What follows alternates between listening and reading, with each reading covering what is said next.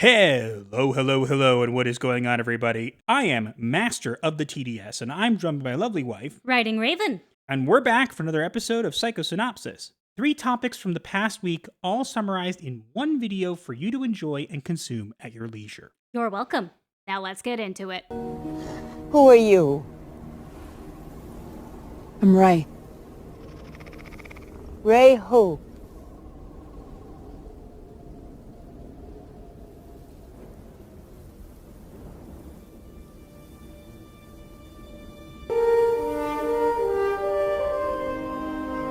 Ray taught it. This is the way. This is the way. This is the way. Amidst Star Wars declining Disney Plus viewership, the move to bring The Mandalorian and Grogu to the big screen is met with mixed opinions and skepticism, raising doubts about preserving the series' appeal and storytelling in the movie format. That's not the only thing I'd be worried about, considering how much Star Wars has been struggling lately. I think struggling is an understatement. Yeah, I know, but it's the only word I can use. That's true. Now, we're not just talking about past Star Wars, we're talking about recent Star Wars as well. Even current Star Wars. The most recent of these Disney Plus Star Wars offerings has been the Ahsoka show. And that did abysmally. Yes, not only did it do abysmally, but the final was watched by under 1 million people. I thought it was under 900,000, which is really bad. Yes, it is really bad, and because of that, I would be worried if I was Disney. I'd be worried about putting anything on the big screen. But I guess better late than never. Anyone's going to be skeptical about them making Mando a success on the big screen. I will say, we watched season 1 of Mando. Yeah, season 1 was great. Then they fired Gina, and we didn't bother with season 2. Yeah, and look, Mandalorian has its audience. Mandalorian has its fans. We can't deny that. Absolutely. But making that into a movie, it's a bit worrisome. One of the things also we heard was that there were rumors about this movie being really the 4th season of The Mandalorian. But supposedly the 4th season is already written. Exactly. Not only is it already written, but apparently they're not even sure if they're going to put it out because of the movie. So that makes me wonder, is the movie the 4th season? Is it adapted from the 4th season? Are they two separate things? It's a little confusing. You think? Then again, it's Disney Star Wars. All of it is confusing. Yeah. So, look, could this do well given that it's The Mandalorian? Absolutely it could. Even though The Mandalorian has been on the decline. Yes, but putting another movie, a Star Wars movie, into theaters is going to bring people there. We have to understand that. Yeah, but calling it The Mandalorian and Grogu? Grogu is a horrible name for a baby alien, let's be real. Oh no, I agree. Now, I think Baby Yoda, Grogu is cute and whatever, but I think that appeal has been declining since the last season. I think you mean oversaturated to the point where no one cares anymore. I agree. And because of all this, they're trying to do whatever they can to revive the Star Wars brand. We've even heard rumors of them actually making a What If series about Star Wars. You mean, what if George Lucas never sold Star Wars to Disney? What if Kathleen Kennedy was never in charge? What if they actually had competent people writing all this stuff? That would be great What If series, but I doubt we're going to get that. Regardless, as I said, this could do very well. We don't know. What we do know is that Star Wars as a whole, as a brand, has been on the decline. You can try to argue that it hasn't, but aside from Twitter, there really isn't many people showing up to watch these films and shows. Yeah, that's true. And Twitter is not the real world, as these people always fail to see. Honestly, why can't they just hire me? I would do it so much better. Because first off, we don't want you to go for Lucasfilm because that means you have to work under Queen Kathleen Kennedy. Ugh. You mean killer Kathleen Kennedy? I guess that's a better way of saying it. They haven't made some great decisions at Lucasfilm, at Marvel, at Disney as a whole. So it's not surprising that they're continuing this trend. I think it's a good idea to have done movies, but I think it's a little too late. Yeah, definitely. Like I said, give it to me. I'm a competent writer who respects the lore and what came before. I will fix it. I don't think there's any fixing Star Wars at this point. I'm sorry. I know how good you are at writing, and I'm biased, obviously. Well, you have read my work, and you are technically my editor. And I'm your husband, so that would make me super biased. But I think Star Wars is beyond saving. I think that if they had done this maybe after the success of the first season of The Mandalorian and made a movie, maybe it would have done really well. But now I think it's just with the decline and everything, it's just too little too late. Definitely too late. Oh well. Even if George Lucas came back and got full creative control, I don't think even that would be enough to save Star Wars at this point. They couldn't even get the main cast all together in the Falcon again. They couldn't even do that. Of course, they're not going to be able to save it. Maya Lopez is one of the most interesting characters in the MCU. She's badass, and she's also deaf. We wanted to toe the line. Is Maya good or bad? I won't let you bring a war here.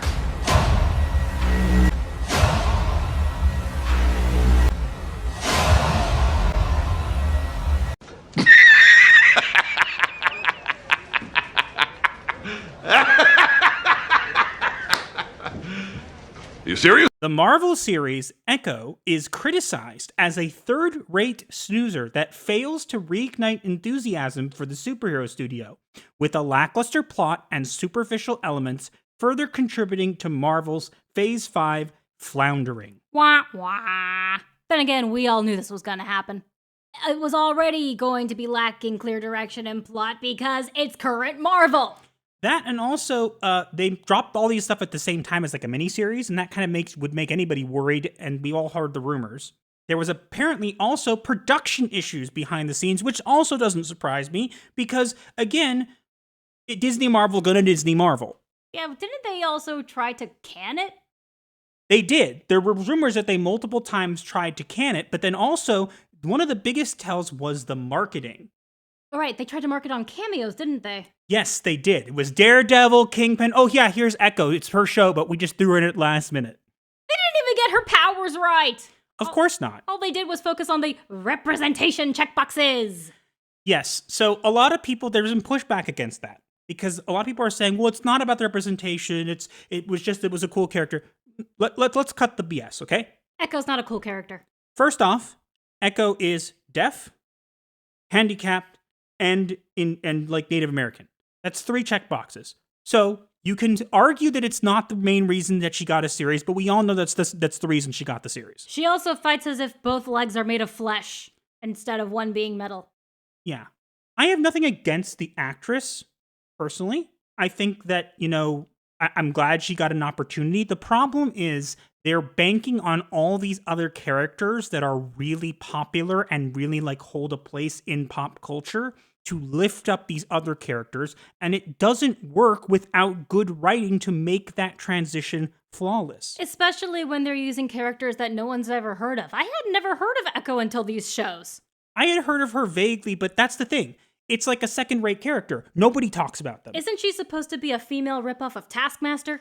Kind of. Her original powers were supposed to be something like when she sees somebody do something, she can copy it physically. Not like anything crazy like flying or whatever, but like martial arts and stuff like that. Yes, she can echo their powers, hence the name Echo. Well, now in the show, she can call her dead ancestors to help fight with her, and then she can also transfer their powers to any woman that she wants to because reasons.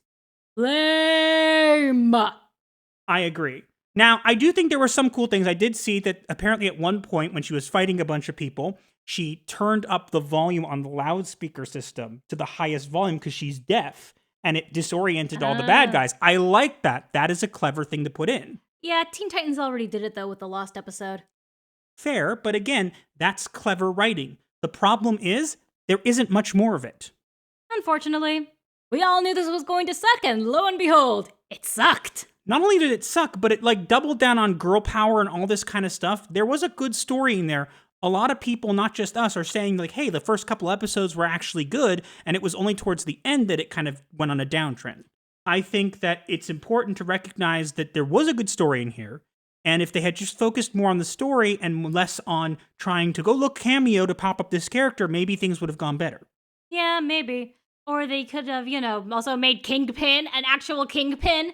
Because apparently they make him a wuss at the end. Yeah, apparently he cries at the end. But I will say Vincent D'Onofrio did a great job as Kingpin again, which of course he always does. Yes, he literally is Kingpin. It's like Robert Downey Jr. being Tony Stark.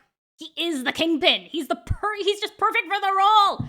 And if you were worried about missing the Daredevil cameo, if you saw that leaked fight scene, that's the only time he's in the show. That's literally it, yeah. And it's a terrible fight scene. And a lot of people were pushing back against that, saying, well, it's the terrible fight scene, but it must be a rough cut. No, it's exactly the same in the show. It's a final cut.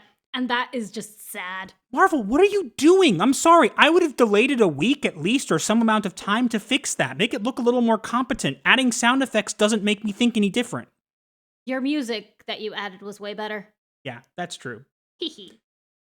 But, we'll have to see what goes from here. This is the first in the Marvel Spotlight series, so I'm sure we'll get more spotlights going forward. We'll see. This is your last chance.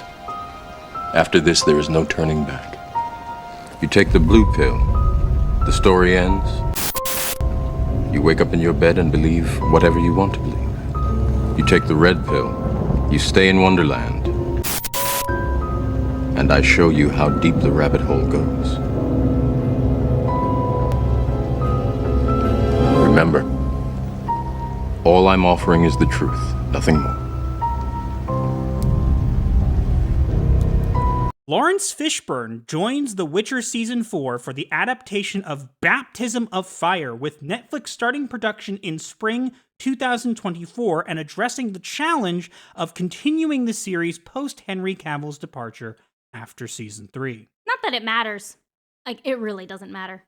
I mean, you're adapting Season 4 as Baptism of Fire, so Geralt is looking for Ciri on a war-ravaged continent, and nobody's going to show up to see that because you're hardly going to show any of Geralt as is.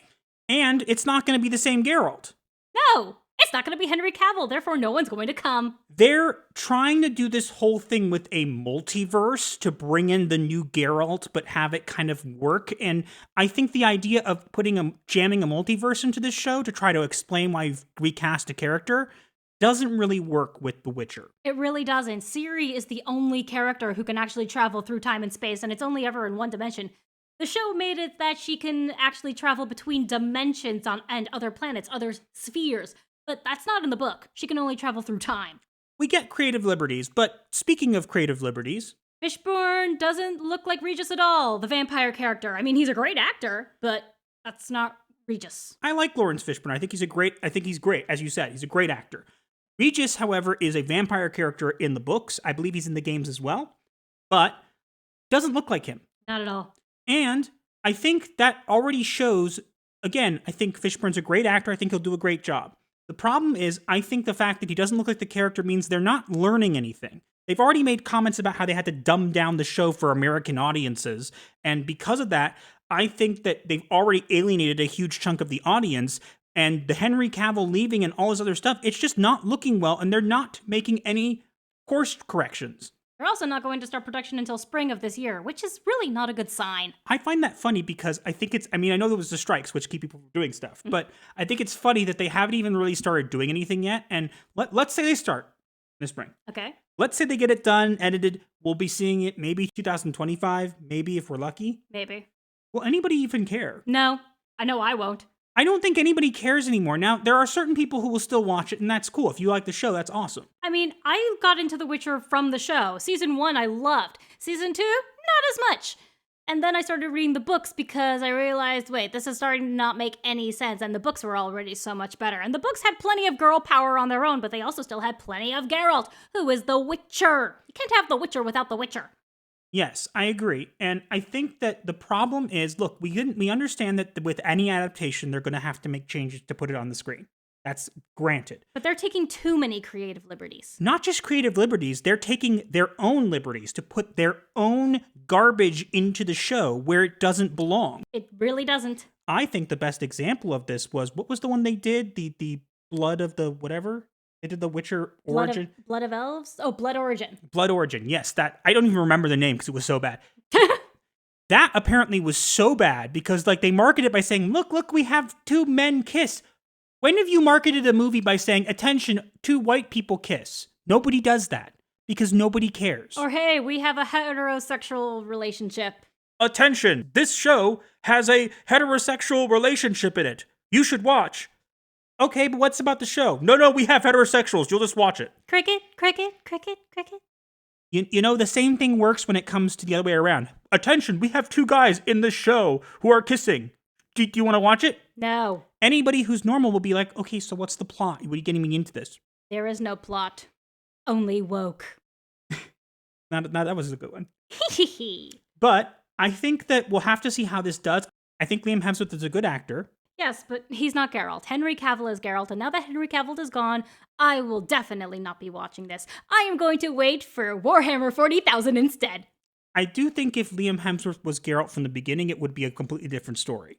But I think that there's too much damage to the show. If I was Netflix, I would just can the whole thing, but we know Netflix gonna Netflix. Yeah.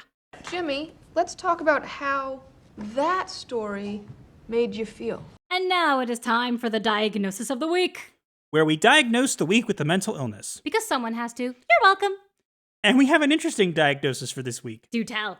So the diagnosis for this week is narcissistic personality disorder. Please explain. NPD is a recognized mental disorder characterized by a pervasive pattern of grandiosity, a constant need for admiration, and a lack of empathy for others. It's not a term that was coined by a specific person, but it rather emerged through the development of the diagnostic criteria in mental health, and it's actually in the DSM-5.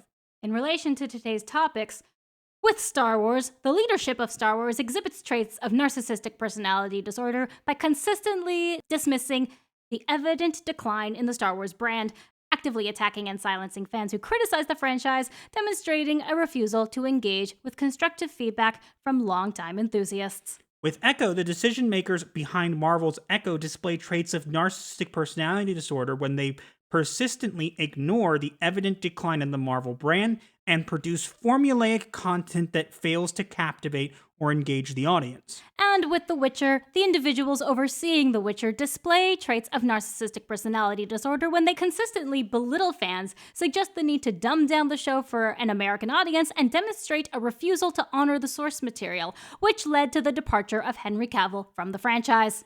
Now, we've done narcissistic personality disorder before, but we did it again because, again, it's if you can't see it already in Hollywood, if this doesn't show it to you, I don't know what will.